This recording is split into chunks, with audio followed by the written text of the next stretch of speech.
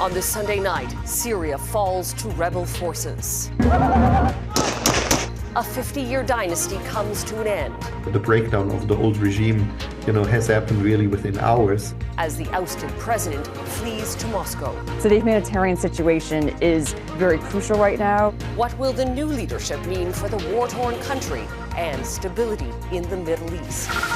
Plus, the historic Mass at Notre-Dame. The public fills the pews once again after a fire 5 years ago. Global National.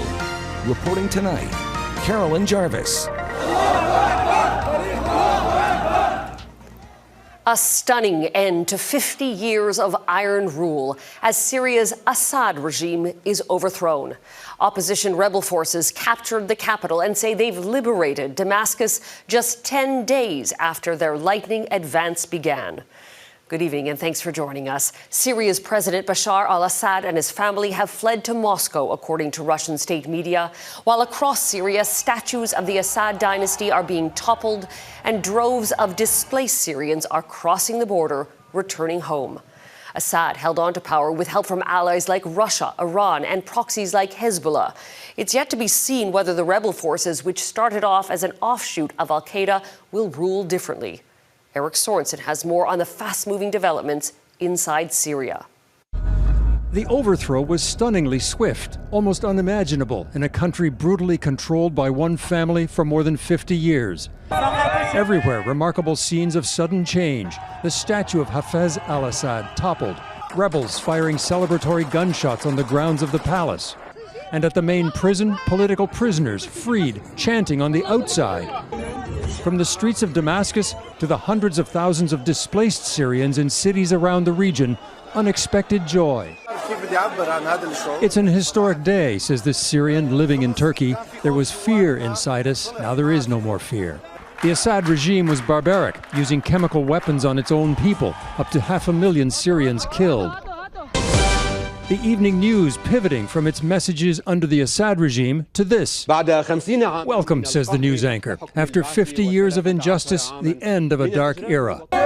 He described this man, the new heroic figure in Syria, rebel commander Abu Muhammad al-Jolani, an Islamist saying his HTS coalition will respect minorities.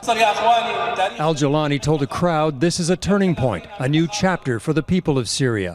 Analysts are shocked. It's extremely dynamic. It has been very dynamic. The declaration of the breakdown of the old regime, has happened really within hours. Just a week ago, Bashar al-Assad was shown meeting with Iran's foreign minister. But Iran, preoccupied with Hezbollah setbacks in Lebanon, beat a hasty retreat from their embassy as rebels closed in. Russia's President Putin had bolstered Assad for years, but the Russian military, bogged down in Ukraine, offered little support this time. Without foreign help, Assad fled. A Russian aircraft was tracked from Syria to Moscow. Russian media reporting Sunday that Assad and his family are in Moscow, granted asylum.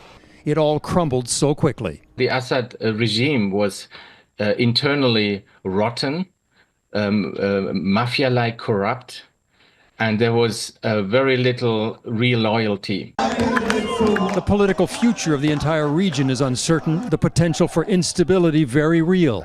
But for the first time in years, millions of Syrians have hope for a better life in their country. Eric Sorensen, Global News, Toronto. The end of Assad's rule is a major blow to Iran and its proxies, but other nations are reacting with cautious optimism for Syria's future and how it will impact the Middle East and the rest of the world. Vincent McAviney reports from London tonight. In Athens, Paris, London and Berlin, some of the millions of refugees displaced by the Assad family over 5 decades, united to celebrate its fall from power. In capitals around the world, intelligence agencies are frantically assessing what happens next. US officials say neutralizing Syria's chemical weapons is a top priority. The balance of power in the Middle East. Through this combination of support for our partners, sanctions, and diplomacy, and targeted military force when necessary, we now see new opportunities opening up for the people of Syria and for the entire region. Israel has been bolstering forces on their border with Syria for several days. Tonight, there are unconfirmed reports they've been conducting airstrikes on security and research complexes near Damascus, used by Iran to develop weapons. This collapse is a direct result of our forceful action against Hezbollah and Iran, Assad's main supporters. It set off a chain reaction of all those who want to free themselves from this tyranny and its oppression. As governments try to ascertain which factions to support and how best to help reconstruction of a stable state, for millions of Syrians, more than 13 years of civil war has left only desperation. The humanitarian situation in Syria was already quite dire, with over 70% of people, reliant on aid. Over this last week, we've seen over 370,000 people displaced, and that's probably likely to grow. So the humanitarian situation is very crucial right now, and it's very difficult often for operations when, one, there is a lack of government or a transition or a group.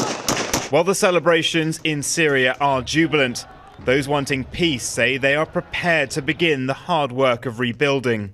Analysts say how the immediate power vacuum in Syria will be filled is critical. Libya, after Gaddafi, shows the removal of a dictator alone is not enough to stabilise a shattered nation, particularly here in the heart of a region already in turmoil. Carolyn? Vincent McAviney in London, thank you. The federal government is urging Canadians to avoid all travel to Syria and to consider leaving the country if safe. In a post on X, Prime Minister Justin Trudeau said the fall of Assad's dictatorship ends decades of brutal oppression, adding that Canada is monitoring the transition closely. So is the Syrian diaspora here in Canada. More than 44,000 Syrian refugees have come to Canada since 2015. Now, as Phil Carpenter reports, they're holding their breath, waiting to see what's next. For Mohamed Al-Sarraj and hundreds of other Montrealers of Syrian descent, news that Bashar al-Assad fled Syria comes as a gift. This is the happiest day in my life. We just get back our country from a group of thieves. President Bashar al-Assad being forced to flee the country overnight ends what people gathered here say was 50 years of a brutal dictatorship. I was there in the 80s. I was a young kid, and I remember people disappearing. And the fear, you can't understand the fear we felt. Al-Sarraj also remembers he came to Canada as a refugee 4 years ago to escape the civil war, as tens of thousands of others did. Myself, my generation, the oldest generation, everybody, we are done with that fear. No more fear. He and others say after enduring oppression for so long, they're still in disbelief that this has happened. We never slept last night. We never slept. We are watching the TV, we are waiting. I was watching the live or videos of the most notorious prison being emptied. There's families in there, entire families in these prisons being tortured. Now thoughts here are turning to the country's future and what's next in the coming days and months. A hope for free and fair elections. It's Syrians who need to elect their presidents. So we're hoping for democracy. This is something that we have been longing for so long. Their dream is that the worst has now passed, so that Syrians can finally focus on rebuilding. You can raise a flag. This is the first time I have a flag, I have a country. And a place that feels like home. Phil Carpenter, Global News, Montreal. Incoming U.S. President Donald Trump reiterated his threat of tariffs today, which could do major damage to the Canadian economy. During an interview with NBC, Trump recounted what he told Prime Minister Justin Trudeau when the two met last week. Mackenzie Gray reports. I spoke with Justin Trudeau. In fact, he flew to Mar-a-Lago. For the first time, Donald Trump is giving his side of the dinner with the Prime Minister. I said you have to close up your borders because they're coming in the northern border too a lot. Not like the southern border, but they're coming in the Canadian border a lot. And drugs are pouring in. And if Canada doesn't do that, Trump is willing to put a 25% tariff on all Canadian goods sent to the U.S., despite the fact that less than 20 kilograms of fentanyl came to the States from Canada in 2023. I think tariffs are the most beautiful word. I think they're beautiful. It's going to make us rich. We're subsidizing Canada to the tune of over $100 billion a year. The U.S. isn't giving Canada $100 billion in cash, Trump conflating subsidies with trade deficits. Canada does have a $109 billion Canadian dollar trade surplus with the U.S. over the past 12 months, well above the average during Trump's first term. But much of that comes from $124 billion worth of oil Canadian companies sell to U.S. refiners at deep discounts. Those American producers then turn around and sell over 800,000 barrels a day back to Canada. But that doesn't concern Trump, who mused once again about Canada joining the U.S. Why are we subsidizing these countries? If we're going to subsidize them, let them become a state. Quebec Premier François Legault making Canada's case with Trump yesterday, speaking about the border and trade, and talking with Elon Musk about electric vehicles. But what Conservative backbench MP Jamil Jivani discussed with his close friend and the Vice President-elect J.D. Vance isn't clear from his tweet or to the leader of his party. I wasn't at that meeting, so I don't have an answer to that question. Pierre Poilievre also says he hasn't spoken or reached out to any American leaders about the potential tariffs, Carolyn, despite labeling them as a bad idea. Mackenzie Gray in Ottawa, thank you. Police in New York have released new images of a person of interest wanted in the fatal shooting of a healthcare executive in Manhattan earlier this week. The images show the unnamed person first in the back of a cab and then walking down the street next to a vehicle. In both pictures, the man is wearing the same mask and a black hooded jacket. The investigation into Wednesday's shooting has stretched beyond New York, with the FBI now offering a $50,000 reward for any information leading to an arrest. Well, with just under a week until the holiday tax break goes into effect, many local businesses are prepping for the change. As Megan King reports, figuring out which items will qualify for the new GST holiday is proving to be a headache. Holiday shopping is in full swing across the country, with businesses experiencing the busiest season of the year. Amid the hustle and bustle, next weekend will see the federal government's tax holiday take effect. This game store in Toronto is finishing prepping for the changes, figuring out what will and won't qualify under the guidelines. There was a little bit of discussion of the spirit of the rule and all that. At the end of the day, it came down to what games we sell are for 14 and up and which ones are for below that age group. Hart says the tax break is a positive move for shoppers who he hopes will save in the end on their holiday shopping. Figuring out the guidelines was difficult, though, the team having to seek the help of an accountant to ensure the transition was smooth. We didn't have a customer service line that we could call for the government, so I think like a lot of businesses, we're probably just making it up as we go and hoping for the best. We're creating brand new tax categories that have never existed before because all of these products previously were subject to the GST or HST. And a business owner is now forced to go through every single one of their inventory and then make judgment calls on which products will remain taxable and which ones will be subject to the temporary holiday. The Canadian Federation of Independent Businesses President Dan Kelly says the implementation of the tax break has been convoluted, with Ottawa not providing enough time for businesses to figure it out. The fear of getting things wrong is high. If a business owner makes a mistake and doesn't charge tax when they were supposed to, or does charge tax when they weren't supposed to, many business owners are panicked. The Canada Revenue Agency in March or April is going to send them a giant bill upon audit, charging them the back taxes, penalties, and interest. For that reason, Kelly is urging the feds to show leniency. Megan King, Global News, Toronto. The Notre-Dame Cathedral reopens to the public. Coming up, the first Sunday Mass since the devastating fire. That's next.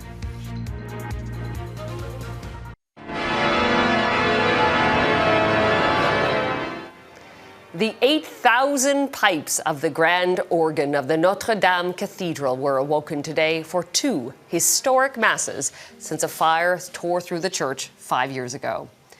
This morning, the French president, dignitaries and guests attended the first service, and this evening, the public returned to the pews for the first time. Our Edmund Shannon is there and has more on the resurrection of the spiritual heart of Paris. Celebrating a rebirth. The Archbishop of Paris blesses the congregation before he places relics of 5 saints inside the new altar of Notre-Dame, completing its consecration on this, the first Mass since the cathedral's renovation. Despite the wind and rain, some people still feel compelled to come out and take part. in what is a historic day for Catholics and for all of France. 5 years ago, when I saw the cathedral in fire, it was very hurting me. And so, as today we celebrate Marie, Sainte Marie, it's very important because I remember people singing Je vous salue Marie. Before the fire, around 200,000 Canadians visited Notre-Dame every year, including the ambassador. It's magnificent. What has been achieved after 5 years, it's fantastic.